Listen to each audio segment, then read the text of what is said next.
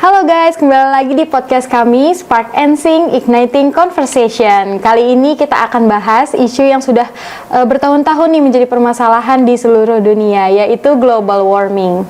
Tapi tunggu dulu sebelum kita bahas kemana-mana, kayaknya kalau saya sendiri yang bahas agak kurang ya. Jadi saya ajak rekan saya untuk ngobroli hal ini lebih jauh, yaitu Mbak Tiwi, seorang Green IT Software Practitioner. Halo Mbak Tiwi. Halo Mbak Yasmin. Mbak Tiwi apa kabar? Baik, Mbak Yasmin bagaimana nih? Alhamdulillah saya baik. Nah, ya, Mbak Yasmin. Tentunya Mbak Tiwi dan rekan-rekan semua pasti udah tahu ya apa itu efek rumah kaca. Bukan band ya? Bukan band. Ini tuh fenomena alam dan mungkin waktu kecil tuh kita mikirnya efek rumah kaca ini tuh sebuah rumah atau gedung gitu ya yang dilapisi oleh kaca terus memantulkan cahaya matahari jadi bikin global warming gitu. Padahal sebenarnya bukan gitu ya Mbak Tiwi. Wah, saya juga dulu mikirnya gitu loh Mbak Yasmin. Rumah yang dilapisin kaca itu bikin global warming atau efek rumah kaca. Wah, tapi setelah dewasa ini saya baru sadar kalau pemikiran kayak gitu salah loh ternyata. Betul. Ternyata yang dimaksud dengan efek rumah kaca itu adalah proses panas yang terperangkap dalam lapisan dekat bumi oleh zat gas yang disebut gas rumah kaca. Seperti itu. Wah, ternyata bayangan saya yang dulu salah ya Mbak Tiwi. Nah, dari beberapa artikel yang udah saya baca juga nih Mbak Tiwi, gas tersebut tuh termasuk uap air, gas metana, dan juga karbon dioksida ya. Dan sebenarnya udah banyak banget nih hal-hal yang kita lakukan sebelumnya untuk mengurangi suplai gas tersebut. Misalkan menggunakan kendaraan umum, terus juga mengurangi pembuangan sampah, terus juga daur ulang sampah gitu ya. Kira-kira dari Mbak Tiwi sendiri udah ngelakuin apa aja nih? Mbak Yasmin kepo banget sih. Tentunya kepo dong. Kalau dari saya pribadi, untuk saat sekarang saya sudah mulai mengurangi kendaraan bermotor. Menggunakan kendaraan bermotor ya spesialnya. Jadi kalau untuk berangkat kerja, saya lebih prefer untuk menggunakan kendaraan umum seperti naik bus ataupun naik kereta. Tapi apabila saya diharuskan untuk naik kendaraan bermotor, baik motor ataupun mobil, untuk saat sekarang saya lebih memilih untuk yang elektrik. Sekarang di online ya? Iya, di online kita sekarang bisa pilih ya. Kita mau yang konvensional atau yang elektrik, seperti itu. Oh ya Mbak, sudah banyak juga ya yang sudah melaksanakan hal tersebut gitu, terutama yang tinggalnya di Jakarta. Selain macet, transportasi umumnya juga udah memadai gitu di sini. Jadi orang-orang lebih memilih menggunakan kendaraan umum. Betul.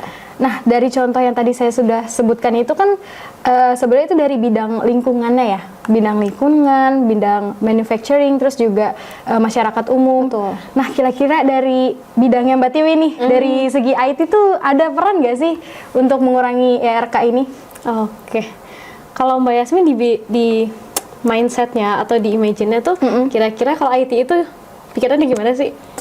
Ya biasanya yang di belakang laptop, terus ngotak-ngatik komputer kayak gitu ya Mbak Tiwi? Iya. Emang sih kita tuh kebanyakan memang kayak gitu. Kita kebanyakan hanya di belakang laptop, kita cuma ngotak-ngatik software dan segala macam. Apalagi semenjak COVID sampai dengan sekarang, itu biasanya orang-orang yang berhubungan dengan IT itu sudah mulai behavior baru. Apa tuh Mbak Tiwi? Kalau dulu kita kenalnya work from office dan work from home, sekarang itu work from anywhere. Iya. Ya kan sekarang ada kok orang-orang IT yang dia dari luar negeri, kerja dari Bali atau sekarang work from Bali kan kebanyakan kayak gitu. Itu kan orang-orang IT sebenarnya kebanyakan kayak gitu loh sekarang. Kira-kira ada nggak sih perannya orang-orang yang kayak gitu untuk mendukung tindakan Go Green? Iya, betul. Sebenarnya ada. Apa tuh Mbak Tiwi? Nah, jadi dari 2019 kemarin itu ada sebuah terobosan baru. Ada yang dinamakan dengan Green IT Software. Wah, Green IT Software ya Mbak? Menarik banget nih untuk kita bahas. Kira-kira Green IT Software itu apakah software yang nggak menggunakan resource yang banyak atau nggak menggunakan internet atau gimana tuh Mbak Tiwi? Oke, kayaknya Mbak Yasmin cukup kepo ya. Dari yang Mbak Yasmin sebutkan hampir benar, tapi tidak semuanya benar. Oke, kayaknya kita bahas lebih deep nih, seru nih. Iya, seru dong pastinya. Oke Mbak Yasmin, kita tahu kan ya, gas rumah kaca itu banyak banget. Tadi Mbak Yasmin juga udah mention ada uap air atau H2O, kemudian ada gas metana, kemudian ada karbon dioksida. Nah, yang paling possible untuk kita tekan keberadaannya itu adalah dari karbon dioksidanya. Nah, Green IT Software itu berfokus pada penekanan dari karbon dioksida. Tapi bukan berarti yang lain tidak bisa kita kendalikan. Iya. Cuman fokusnya untuk green IT software itu pada karbon dioksidanya. Iya, saya tahu tuh kenapa bisa karbon dioksida yang ditekan gitu. Karena yang saya tahu jejak karbon yang ada di atmosfer nih udah mencapai level yang udah nggak bisa diserap secara alami Betul, gitu betul, oleh Yasmin. bumi. Makanya negara-negara ini banyak yang bersatu buat bikin skenario nih gimana sih caranya biar di tahun 2050 nanti bisa mencapai net zero emission gitu, betul ya Mbak? Iya, betul sekali. Kayaknya Mbak Yasmin ini literaturnya bagus. Alhamdulillah sering baca aja sih Mbak. Oke, benar Mbak Yasmin. So, sebenarnya Green IT itu adalah sebuah bentuk respons dari kita sebagai orang IT nih yang bergerak di bidang industri teknologi terhadap dampak negatif yang ditimbulkan oleh industri teknologi. Kan banyak sekali ya saat ini sektor teknologi itu sudah memberikan dampak yang besar loh terhadap lingkungan dan masyarakat. Iya. Sehingga ini membuat Green IT menjadi sangat penting untuk mengurangi dampak negatif ini. Begitu Mbak Yasmin. Ya, terutama juga mengingat pertumbuhan teknologi ini semakin pesat gitu ya dalam beberapa dekade terakhir. Betul. Dan kira-kira apa aja sih dampak yang paling signifikan dari industri ini terhadap lingkungan, Mbak Tiwi? Salah satu dampak utama dari teknologi industri ini adalah menghasilkan jejak karbon yang tinggi. Oke. Apalagi seperti Mbak Yasmin sebutkan sebelumnya, penggunaan teknologi ini makin pesat. Betul. Dari beberapa dekade ini. Iya. Begitu kan.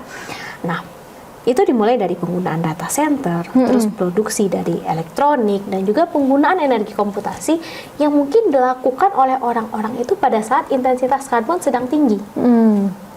Kan kita kemarin itu belum aware banget ya terhadap intensitas karbon yang tinggi dan rendah. Tapi sebelumnya, biar Mbak Yasmin nggak bingung nih, saya coba jelaskan sedikit dulu ya. Jadi, ada yang namanya kondisi di mana intensitas karbon kita itu sedang rendah dan ada intensitas karbon kita itu sedang tinggi. Kapan tuh Mbak kira-kira? Nah, ringkasnya aja, misalnya hari Senin. Hari Senin ini cuacanya panas nih, terus berangin. Nah, itu possible-nya adalah intensitas karbon kita sedang rendah. Itu biasanya terjadi dari pukul 2 siang sampai dengan 6 sore. Oh. Kan kebayang ya, kan biasanya jam-jam segitu masih panas-panas ya, kemudian beranginnya tuh enak gitu. Nah, itu intensitas karbon kita sedang rendah. Nah, pada saat jam 6 itu mulai, nah itu intensitas karbonnya mulai naik lagi tuh. Jadi dia ada grafiknya nanti. Nah, atau mungkin pada saat cuaca hujan, bersalju, musim dingin, itu intensitas karbon kita sedang tinggi. Ya. Nah, udah kebayangkan ya? Udah kebayang, betul. Nah, mungkin saja pada saat kita menggunakan data center, kemudian melakukan produksi terhadap barang elektronik dan menggunakan komputasi, itu kita melakukannya pada saat karbonnya tinggi. Intensitas karbon itu sedang tinggi. Nah, sehingga itu memberikan jejak karbon yang tinggi juga terhadap gas rumah kaca, seperti itu Mbak Yasmin. Oke, dengan begitu banyaknya masalah nih Mbak Tiwi, kira-kira apa sih yang bisa dilakukan oleh instansi atau perusahaan atau individu gitu ya untuk mengadopsi Green IT software ini? Oke, sebenarnya banyak banget tindakan yang bisa diambil ya oleh organisasi maupun individu. Tapi kita fokus dulu nih ke organisasinya dulu atau instansinya dulu ya. Oke, dari instansi sebenarnya ada beberapa cara. Yang pertama, instansi itu bisa memanfaatkan energi terbarukan nih.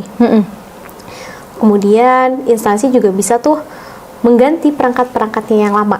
Jadi kan biasa pasti Mbak Yasmin lihat ya di beberapa company itu perangkatnya masih perangkat lama banget, masih ada komputer yang jadul gitu ya, gede-gede gitu tabungnya. Ya coba diganti dengan yang lebih baru lah gitu. Kemudian kita juga bisa melakukan tindakan virtualisasi dengan mengganti yang ada sekarang, itu mungkin kita bisa virtualisasikan seperti itu. Memang banyak banget opsinya yang bisa dilakukan oleh instansi atau company. Oke, kalau misalkan dari individu nih, kayak gimana Mbak Tiwi yang bisa kita lakukan? Oke, dari individu sendiri, dari Mbak Yasmin deh. Mbak Yasmin kalau nggak pakai nih barang-barang elektroniknya, itu dimatikan saja. Jadi mungkin mode standby atau memang dimatikan. Sleep gitu ya. Mode sleep kan sekarang fitur-fitur dari laptopnya sendiri biasanya sudah mendukung ya, dari laptop, dari handphone dan segala macam itu sudah mendukung.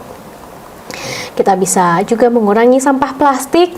Oh iya, jangan pakai botol aqua lagi. Betul. Diganti ke tumbler. Iya, bawa tumbler kemana-mana gitu ya Mbak Tiwi. Dan Mbak Yasmin juga bisa tuh mendukung perusahaan-perusahaan yang sudah mulai menerapkan energi terbarukan. Kayak di dekat di daerah Kedoya, di daerah sana itu ada satu franchise itu untuk apa? Untuk sistem listriknya atau energi listriknya itu mereka sudah nggak pakai dari yang konvensional lagi. Sekarang mereka udah pakai solar. Jadi itu satu atapnya full satu solar, Mbak Yasmin. Keren juga ya Mbak. Kita bisa mendukung perusahaan-perusahaan yang seperti itu. Betul. Seperti itu, Mbak Yasmin. Wah, berarti nggak cuma organisasi atau instansi atau perusahaan gitu ya Mbak yang punya peran aktif nih dalam Betul. green IT software. Ternyata individu juga punya nih peran aktifnya. Nah, balik lagi dari sisi instansi atau perusahaan tadi, kira-kira ada nggak sih langkah-langkah konkret yang bisa diambil untuk penerapan green IT software ini, Mbak? Oke, kita ngomongin langkah konkret ya. Betul. Oke, sebenarnya ada beberapa langkah yang bisa diambil oleh perusahaan atau organisasi. Yang pertama, organisasi atau perusahaan bisa menetapkan kebijakan untuk menggunakan algoritma yang lebih efisien terhadap code-nya, sehingga mengurangi pemrosesan yang kurang efisien. Yang kedua, perusahaan atau organisasi dapat menggunakan cloud atau virtualisasi yang sudah kita mention sebelumnya. Kan mostly kan sekarang server itu kan di ruangan yang besar gitu ya, butuh resource yang AC yang dingin dan segala macam. Dan sekarang itu untuk terbarukannya mungkin Mbak Yasmin juga sudah dengar bahwasanya ada cloud server. Nah, sudah mungkin dengar. perusahaan-perusahaan itu dapat menggunakan kebijakan seperti itu, Mbak Yasmin. Ada lagi satu lagi Mbak Yasmin. Apa Tadi kan yang satu udah, ini yang ketiga. Yang ketiga itu adalah melakukan spatial shifting dari komputasinya. Oh, spatial shifting saya tahu tuh. Berarti kayak pemindahan komputasi dari satu daerah ke daerah yang lainnya gitu ya, Mbak Tiwi? Betul sekali Mbak Yasmin. Mbak Yasmin, wawasannya juga amat sangat luas ya. Amat sangat benar loh contohnya yang untuk spatial shifting tadi. Iya. Ada satu lagi nih Mbak Yasmin. Apa tuh, namanya itu temporal shifting. Nah, kalau tadi itu dari satu place ke place yang lainnya, satu tempat ke tempat yang lain, ini dari satu waktu ke waktu yang lain. Sehingga di sini ada kita memanfaatkan waktunya. Tadi saya juga udah mention pada saat intensitas karbon itu tinggi, dia di pukul berapa sampai berapa. Temporal shifting itu adalah kita melakukan pemindahan komputasi dari waktu yang intensitas karbonnya tinggi ke intensitas karbonnya yang rendah. Seperti itu, Mbak Yasmin. Ternyata ada beberapa langkah nih ya untuk bisa mengadopsi green IT software tadi itu ya. Nah, kalau misalkan dari sisi developer softwarenya nih, kira-kira ada nggak sih langkah-langkah atau cara-cara agar bisa menerapkan green IT software itu, Mbak Tiwi? Oke, dari developer itu kan identiknya dengan ngoding nih ya. Iya. Betul. Jadi si developer itu yang pertama bisa dia melakukan memprioritaskan desainnya itu lebih ramah lingkungan, desain code-nya. Kemudian dia juga bisa memilih code yang lebih efisien sehingga itu bisa melakukan less memory. Contohnya, developer itu bisa meng-cut atau lebih bisa melakukan efisien terhadap code-nya dengan mengurangi fungsi-fungsi yang kurang efisien. Sehingga dia tidak melakukan looping berkali-kali. Seperti itu Mbak Yasmin. Karena pada saat code-nya kurang efisien itu juga banyak mengkonsum memori. Iya. Nah, kan itu amat sangat mempengaruhi ya untuk penggunaan resource daya dan lain-lain segala kurang macam. efisien ya, Mbak. Penggunaan code-nya, misalnya nge-load code-nya lama, otomatis penggunaan resource listrik dan lain-lainnya kan juga lama. Internetnya juga ya, Mbak. Betul, Mbak Yasmin, seperti itu. Ternyata banyak banget ya Mbak yang bisa kita lakukan buat mengoptimalkan green IT software ini ya Mbak. Nah, kalau contoh perusahaan nih yang udah berhasil mengadopsi green IT software ini, ada nggak Mbak contohnya? Karena ini baru, tapi sebenarnya udah ada beberapa perusahaan yang sudah mulai menerapkan sebenarnya untuk green IT software ini. Apa aja tuh Mbak? Mungkin yang paling terkenal nih Mbak Yasmin, ada Google. Oh, Google. Google ada sebuah proyek di mana dia memprediksi keadaan intensitas karbon di besoknya dan workload kerjaannya mereka. Sehingga mereka bisa memprediksi nih kira-kira waktu intensitas karbon yang rendah, mereka bisa gitu ya? kapannya, terus mereka bisa prediksi workloadnya mereka waktu itu banyak atau tidak, seperti itu. Kemudian juga ada Microsoft.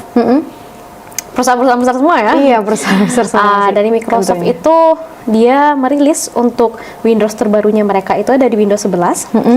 Mereka sudah mulai untuk melakukan software update-nya mereka, kan biasanya Windows Update ya. Windows Update itu mereka maksimalkan waktu intensitas karbon itu sedang rendah. Perusahaan-perusahaan yang sudah berhasil ini sebenarnya mereka berinvestasi ya dalam infrastruktur yang lebih efisien secara energi, Mbak Yasmin. Serta mereka mempunyai komitmen yang tinggi untuk mengurangi jejak karbonnya mereka, seperti itu. Iya, ternyata dari tadi tuh yang contoh-contohnya perusahaan-perusahaan besar ya Mbak ya. Harapannya sih semoga banyak perusahaan lain nih yang ngikutin jejaknya mereka dan bisa lebih aware lagi terhadap lingkungan. Betul, Mbak Yasmin. Oke, terima kasih banyak ya Mbak Tiwi atas wawasan yang luas Sama-sama, banget nih Mbak untuk Yasmin. kita dan berharga untuk tentunya yang di bidang IT ya Mbak Tiwi. Of course. Nah, semoga harapannya dengan berfokus dari aspek ini kita bisa melihat nih bahwa teknologi sama lingkungan nih bisa bersatu untuk menekan lajunya efek rumah kaca tadi. Betul sekali. Nah, terima kasih banyak semuanya untuk yang sudah menonton. Jangan lupa like, komen, dan subscribe. Terima kasih dan sampai jumpa. Spark and Sing, Igniting Conversation.